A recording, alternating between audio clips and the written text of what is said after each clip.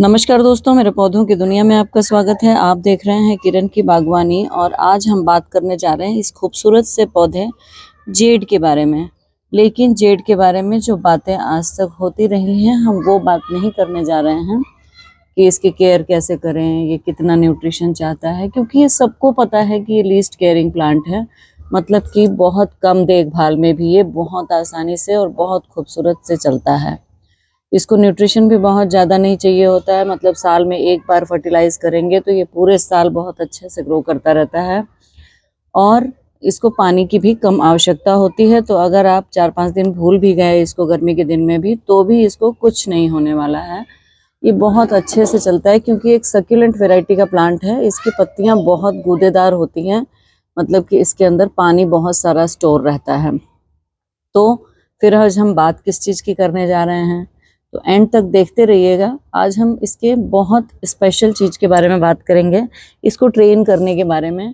Train in the sense कि हम इसको कैसे एक तरह तरह से इसको उगा सकते हैं। जैसे कि सिंपल तो सबसे ज़्यादा आसान तरीका तो ये है कि आप इसको लगा के भूल जाइए और ये इस तरह से बेतरतीब बढ़ के और लटक जाएगा। इसकी पत्तियां पूरी नीचे की तरफ, ये देखिए कैसे झुकती चली जाती हैं, क्योंकि इसके तने में ना पत्तियों का ही वजन बहुत ज़्यादा होता है। इसकी पत्तियां बहुत भारी होती हैं, मोटी होती हैं।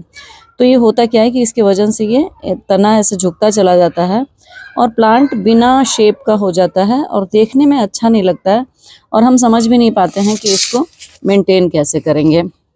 ये देखिए इसमें कई सारी कटिंग लगी हुई हैं और इसको 6 महीने हुआ होगा और ये इतना अच्छे से ग्रो कर रहा है। देखिए कितना अच्छा। अभी ये मार्च का महीना चल रहा है, स्प्रिंग सीजन है और इस टाइम पे ग्रोथ बहुत अच्छी होती है। तो पत्तियों में ग्रोथ भी आपको बहुत अच्छी और बहुत घना दिखाई दे रहा है ये पौधा। और साथ ही में आपको ये कुछ प्लांट्स दिखाई दे रहे हैं इस तरह से। ये छोटे छोटे पॉट्स में लगे हुए हैं। ये 4 इंच का पॉट है, इसमें ये लगा हुआ है और ये देखिए इसका तना कितना अच्छा मोटा है और ये इस तरह से है। और आप देख रहे हैं कि इसमें कोई वायर नहीं लगा हुआ है, कुछ नहीं लगा हुआ है। और ये एक प्लांट है, ये करीब इसका जड़ देख के आप अंदाज़ा लगा सकते हैं कि ऐसा लगता है कि ये बहुत पुराना प्लांट होगा, लेकिन ये बहुत पुराना नहीं है। मुश्किल से 1.5 साल पुराना प्लांट है। तो लेकिन इस पर भी आपको कहीं वायरिंग भी नहीं दिख रही है और तने के ऊपर वायरिंग के निशान भी नहीं दिख रहे हैं। जब हम वायरिंग करते हैं ना प्लांट को स्ट्रेट रखने के लिए, सीधा खड़ा करने के लिए, तो उसके ऊपर निशान पड़ जाता है। और वो ट्रेन क्यों करना पड़ता है, वायरिंग क्यों लगानी पड़ती है, इसको ऐसा पेड़ का रूप देने के लिए, बोनसाई बनाने के लिए, बोनसाई जैसी शेप देने के लिए, क्योंकि ये देखने में बड़ा पेड़ जैसा लगता है। देखो इसके तने को देख के आपको लगता है ना कि किसी पुराने पेड़ की तरह इसका तना दिखता है और पत्तियां ऐसी छोटी छोटी। तो ये देखिए दूर से देखेंगे तो आपको गांव में एक बरगद का पेड़ जैसे दिखाई देता है। इस तरह से कुछ शेप लिए हुए ये है।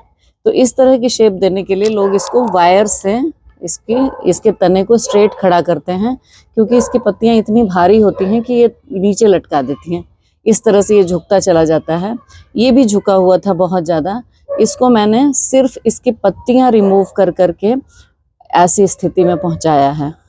तो आज मुझे आपसे यही ट्रिक बतानी है कि बिना वायर के इस प्लांट को इस तरह से खड़ा कैसे रख पाएंगे। वो तभी हो पाएगा जब इसकी पत्तियों का वजन हम कम करते जाएंगे। तो बहुत छोटा जब आपका प्लांट होता है ना, जैसे ये, अगर आपको इसको पेड़ के रूप में देना है, इस प्लांट को भी मैंने बहुत छोटे पर से ही शुरू किया था इस तरह से बनाना। और आज देखिए ये 1.5 साल के अंदर ये इतना बड़ा और इतना मोटा ये हो चुका है। देखिए इसकी मोटाई कितना मोटा हो चुका है ये। और ऐसे ऐसे 3 ब्रांचेस 4 ब्रांचेस इसके अंदर हैं और ये इस तरह से। और इसको शुरू किया था इसी तरह से छोटे प्लांट से। अभी ये जो छोटे छोटे प्लांट्स हैं ये सब इसी अवस्था में हैं। ये देखिए ये भी मुश्किल से 6 महीने साल भर पुराना पौधा है। इसका भी तना काफ़ी मोटा हो चुका है और ये भी ऐसे स्ट्रेट खड़ा है। सीधा तभी खड़ा हो पाया है जब हम इसकी पत्तियां रिमूव करते रहते हैं। इसको कहते हैं डिफोलिएट करना, मतलब पत्तियों को हटाना। पत्तियों को हटाना, थिनिंग करना, पतला करना, हल्का करना ब्रांचेस को, जिससे कि वो पत्तियों के वजन से झुके नहीं और सीधी खड़ी रहें, है ना। तो ये आपको छोटी सी ट्रिक अपनानी है। जब आपका पौधा छोटा होता है ना, मैं दिखाती हूँ, ये देखिए ये कितने छोटे पौधे में लगा हुआ है, कितने पॉट में।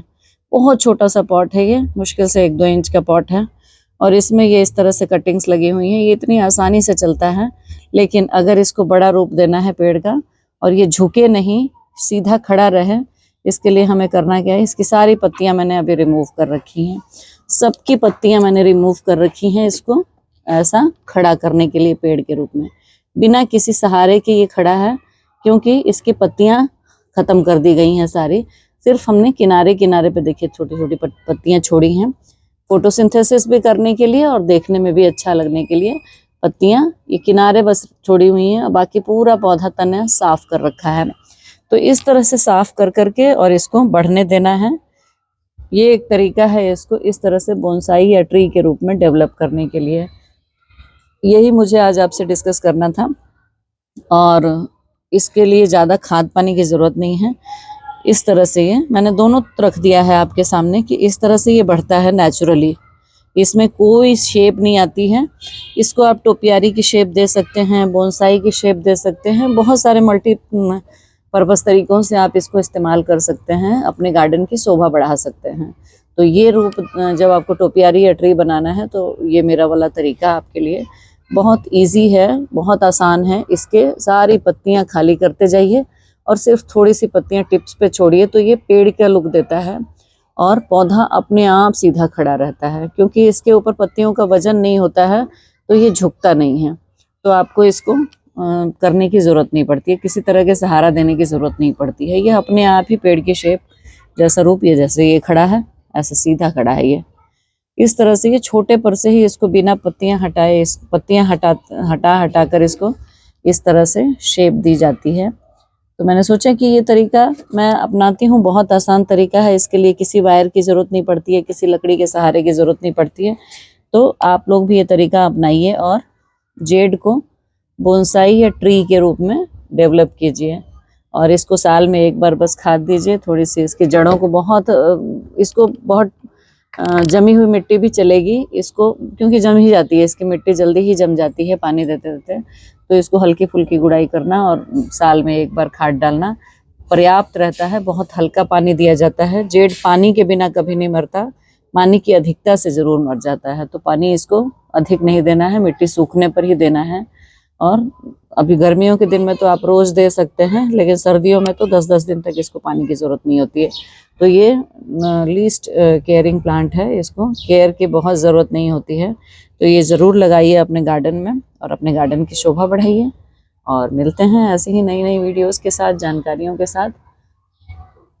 उन फूलों की तरह ही खिले रहिए, मुस्कुराते रहिए, इस बगिया की तरह ही आपका जीवन भी हरा भरा रहे।